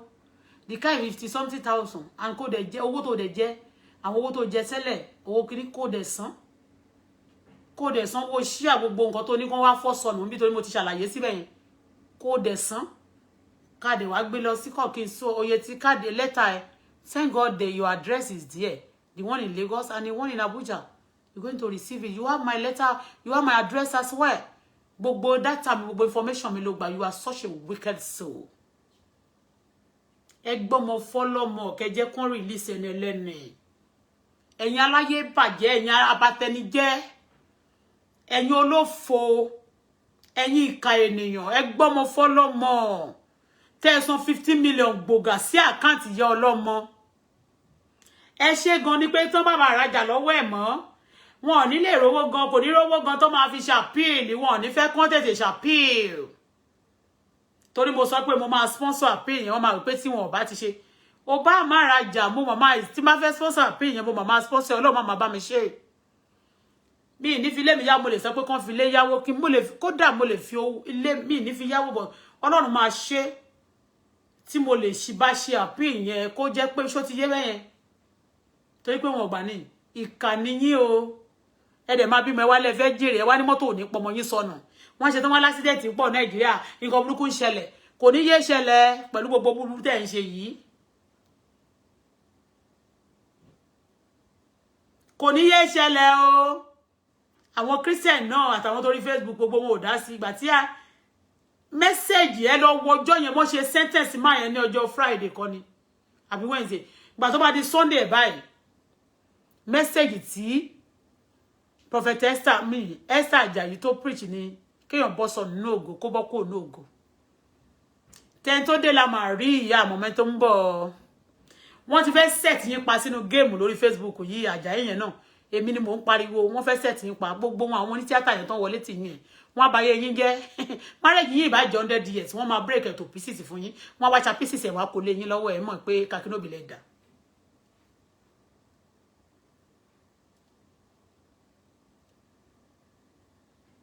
ẹni tó bá ti ń ṣèkà ẹ rántí ọjọ́ àti sùn o ilẹ̀ ò dẹ̀ tí ìṣú o so ẹ mọ nǹkan tó lè ṣẹlẹ̀ ní the next minute ẹ gbọ́mọ fọ́lọ́mọ ẹ ti sanwó ọmọ fún ẹ tó tẹ gbọ́mọ lọ́wọ́ ẹ 15 million bí 60 million lẹ́san àti olóṣì tó wá látàbújá tó wá ń ṣe bí olórí burúkú tó ń lọ tó ń bọ̀ àwọn kan wá sọ pé ẹ mo rí títò ká sì iṣẹ́ update lẹ́ni èmi pọ́n àwọn mo I respect my customer ìwọ ẹ máa tó tẹ́sẹ̀ gbogbo yín tẹ lanu tẹ ṣì bújagabá gbogbo yín yẹn pátá lẹ máa tó tẹ́ ẹ máa kun àbùkù elérò kó ṣe pé mo fi purọ́ fún yín ẹ láwọn kan kówó jẹ wọ́n ṣe gbá wọ́n ṣàwò nínú ìgbà ìkan dójú kan lọ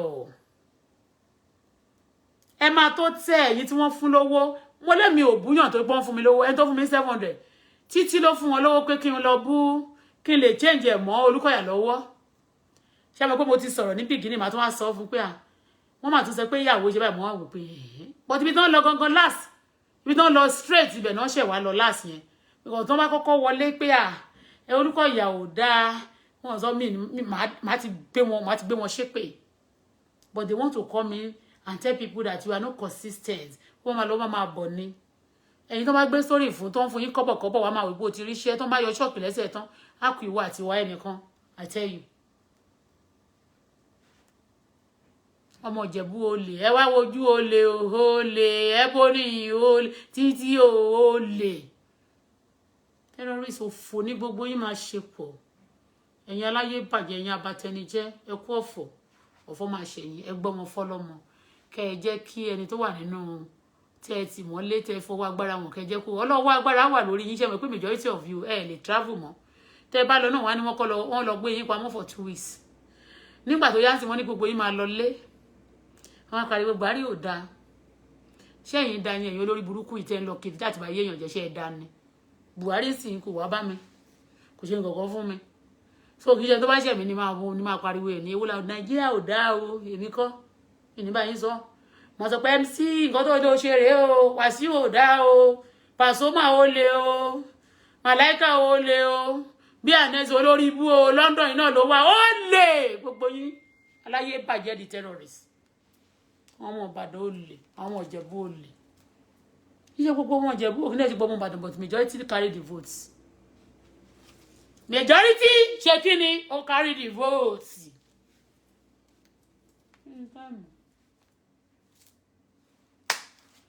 ẹ ṣe ẹ̀yin tèmi mi ìfẹ́ kó gùn jù ṣe mọ̀ pé mo dédé ṣe díẹ̀díẹ̀ nínú àlàyé yẹn have it and think about it ẹ̀yin èèyàn títí kí ló dé tó lọ deactivate account ẹ if you are good if you come for good mission wọ́n rán gbogbo yín sórí Facebook wọ́n sanwó fún yín láti lọ bá tèèyàn jẹ́ majority of them kẹ̀dẹ̀rí ọmọ Abẹ́òkúta ọmọ Ìjẹ̀bú àwọn ní gbogbo àwọn tó wà lórí ilẹ̀ yìí. God bless you. What happened to you?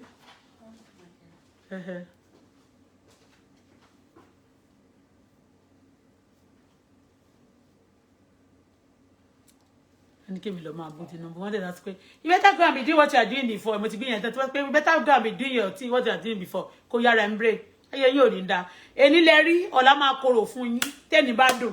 Ọ̀la máa korò fún yín. Ẹ fẹ́ mi lẹ̀ ẹ jẹ́ máa wò pé ẹ ń ṣe nǹkan tó ṣe nǹkan. Ọ̀la mi ní máa dùn fún mi. Ọ̀la gan máa tún lóyin. Ọ̀tún la máa ní oyin àti iyọ̀ àti sugar gbogbo ẹ̀ ló máa dàpọ̀ from oyin to oyin, from sweetness to sweetness, from success to success, from glory to glory, from power to power, from favor to favor. Ní fún èmi àtọmọ mi. Ẹ má worry, who laugh last laugh best. Ẹ̀yin jọ lé ní bẹ̀rẹ̀ ìranu sugar. But mo fẹ́ sọ fún yín pé ìdí nìyí a máa fi yọ̀ pa yín bẹ́rí sùn. A ṣe kini a fi yọ̀ pa yín bẹ́rí sùn. Ṣẹlẹ̀ ṣe kan ní terrorist ní lórí Facebook. Somebody is a terrorist, Abike is a terrorist. Wọ́n dey plant yín ni. Gbogbo yín yẹn tẹ́ wà lọ́ndà wọn. Àti gbogbo yín tẹ́ bá ṣe lórí bùkátà àwọn ọmọ wọn tẹ́ ṣe yan. Gbogbo yín tó flow, gbogbo yín ni mo mọ̀. Gbogbo yín pátá ni terrorist. You are a terrorist. And they said they are looking for terrorists in Nigeria. The terrorists are giving you money. So those of your connection, they should check on your phone and investigate you. They will get the terrorists, the power, those people. They stop in Nigeria. Simple as that. Ẹ̀yin tèmi ẹ ṣé o. Mo kàn ní kí n gbé wá náà ni. Ìyàwó tó ṣe bẹ̀rẹ̀ ni mo try láti bá sọ̀rọ̀ lẹ́ẹ̀kan yẹn. The woman she is down ṣe yo. Ta ló máa ṣe. Ọjọ́ tí mo sunkún yẹn kàn fẹ́ kí n gbẹnu kúrò bẹ́ẹ̀ kí n má sọ̀rọ̀ mọ́ lórí ẹ̀. ó ní wọ́n ṣe pè mí jọ́ ẹ̀ pé kí wá lọ ra mọ́tò kan because wọ́n fi agbára wọn ni ìwọ tó bá fa agbára wọn Ọlọ́run ní kí n sọ fún ẹ pé mo ṣe tán pẹ̀lú agbára ó ní mo load agbára sílẹ̀ ó ní mo ti load ìdájọ́ ìbínú dẹ̀ ni lórí ọmọkùnrin yẹn tí ò gbọ́mọ tẹ́lẹ̀ ṣèkà let's bet it bó jẹ́ ikú lóloko bó tẹ́tàkúté ni ẹ̀yin àtọ́lọ́run ti wọ ṣòkòtò kan ẹ mà ti ń jà ẹ̀yin náà ti ṣe bíọ́bíọ́ tí ń bọ́lọ́run jà Ọlọ́run wá sọ pé ti ń jà àbọ̀ tó ń wò yẹn ṣì ń point ẹ̀ ń ṣe bí èèrà ṣó ti yé yín but a fẹ́ wo ẹni tó máa win tó bá yá bóyá ẹ̀yin wèrè yẹn ni bóyá Ọlọ́run ló máa win náà mọ́ ẹ̀yin tèmi bye bye for now èmi fẹ́lẹ́ ṣe lẹ́yìn tó bá ní má padà wá mi ní débà èmi Bọ́lá Fọláṣadé lórúkọ tèmi jẹ́ tẹ́ bá fẹ́ ra mọ́tò ẹ pè mí o in tó ń ṣẹlẹ̀ ní mo kàn ń bẹ fún yín yẹn wọ́n rò bóyá ẹ wá ra mọ́tò yẹn sanwó yín tó kù if I want to call you at all I will call you on the live chat I do what I call you on the live chat gbogbo tí mo sọ ìbóyá àkọ́kọ́ mo fi parọ́ mọ́ ẹ. Number one, why will you come and play on my intelligence? Number one, why will you be telling me to be moving around and be going up and down? And at the end of the day, we'll confirm your book. One can go below me. What is seeing? At I want to get plan. At I wanted your plan. At I wanted your share to Jawere. And there was you. Wọ́n máa sọ̀kò pa ẹni tó bá ronú kúwàdà. Ọlọ́run mi purọ́. Wọ́n máa sọ̀kò pa ẹ́. Wọ́n máa sọ̀kò pa ẹ́. Àwọn mi ò ní ilé gbé wọn ní rọ́nà gbé. Tó bá ronú kúwàdà, wọ́n máa sọ̀kò pa ẹ́ ni. Bẹ́ẹ̀ni mo sọ. Repent from your dirty way and stop destroying people's life. You think I'm going to tell you? Mori tó bá mọ̀ wọ́n rẹ̀ bẹ́ẹ̀ kó repent kó sọ pé si wọ́n bá ní wọ́n gbowó tó bá ní wọ́n gbowó ó ṣògbó ni ìwọ ò ṣe blog Mori ìwọ ò ṣe blog Wàsíù tó jẹ́ olóògbò ni. Ó ṣe blog àwọn olóògbò ni kó wá sọ pé wá ń blog ọmọ Ọlọ́run wọ́n fẹ́ máa lò yín láti kọjú ìjà sí àwọn tó yẹ pé Ọlọ́run á lè bínú sí ẹ. Tó bá ní wọ́n shit wọ́n wo ṣe jẹ́ kẹ́ni tó ń shit yẹn kó lọ jà fúnra rẹ̀ tí wọ́n fẹ́ máa jà tó wá máa kó rẹ̀ ní kíní tó máa gbèpèpèpèpè ìwọ Mori mo rí ẹ lánàá gbà tó sọ yẹn mo wá wò pé eléyìí sì ti bá bẹ̀rẹ̀ ṣáàtì fún kò ní ilé ò ní gba anybody ọ̀nà ò ní gbà wọ́n Ọlọ́run Elédùmarè ń gbọ́ Ọlọ́run lè ń bá jà kò ń ṣe anybody wo Ọlọ́run á dẹ̀ sọ pé òun ogún ọ̀kẹ̀mbẹ̀rẹ̀ bí ìjà kò kì í sun kò ń rẹ̀ ológun ní Olúwa ológun ní orúkọ ẹ̀ táwa bá dẹ̀ wá lọ sójú ogun pẹ̀lú Jésù a lè lose battle a máa winner ni wá winner team la wà because I know Jesus I know God I'm a winner mo wà nínú winner team gbogbo ẹ̀yin yẹn tẹ́ wà ní winner ayé gbogbo agbókini loser team lẹ́wà ẹ lè máa ṣe wọ́n lè máa tàn yín jẹ ipe ẹ máa win irọ́ lẹ́pa the end will justify báwo lè ṣe máa ṣe búburú tẹ́ máa ṣe pé ẹ máa ṣe èmi sì mo sọ nǹkan tí wọ́n ṣe fún mi ni in tí mo bá mọ̀ personally ni máa sọ nípa èèyàn ìgbà tí wọ́n sọ fún mi pé Àǹjẹ́ lájàlẹ̀ nínú ilé mo ní olórí burúkú tó wà tó ṣẹ̀kẹ́ dèǹdè nílùú Spain àbí bo ló wà ní ibo òun ló sọ o but other things tí wọ́n ṣe fún mi àti bó ṣe fún mi ọjà ẹ̀yin náà ṣáà rí ó jà jáde fúnra rẹ̀ ó lóun mọ̀ mí rí ṣé kò dẹ̀ ṣó ẹ̀ rí pé mo mọ̀ rí ni tó dẹ̀ tún purọ́ àwọn kan tó máa purọ́ tẹ̀ lọ́jọ́ kan pé Gàjí ló bá mi sùn mo ní tí Gàjí bá fẹ́ mi rí o tí bọ́ bá mi sùn rí àbótí ẹ̀kẹ́nu sí mi kó fẹ́ mi rí o kí n má rí tèmi ṣe ṣùgbọ́n tẹ́ni tó bá purọ́ mọ́ mi ní kò ní jèrè ọmọ ìwọ tó bá tún wá gbé mọ́ lọ́mọ ìyá ẹ̀ ló máa sin ẹ́. You don't say bad thing to me wọ́n wá sọ pé Auto-Bola máa ń curse in this synagogue ó dẹ̀ máa jẹ lórí yín.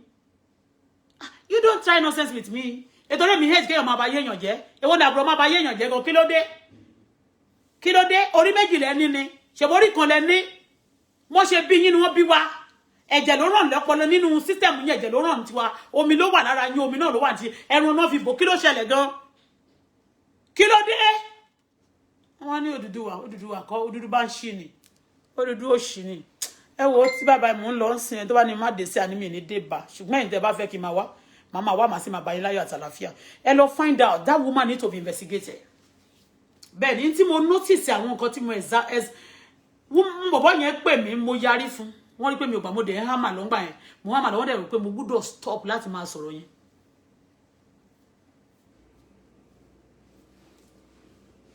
ẹ ṣé o bye bye for now.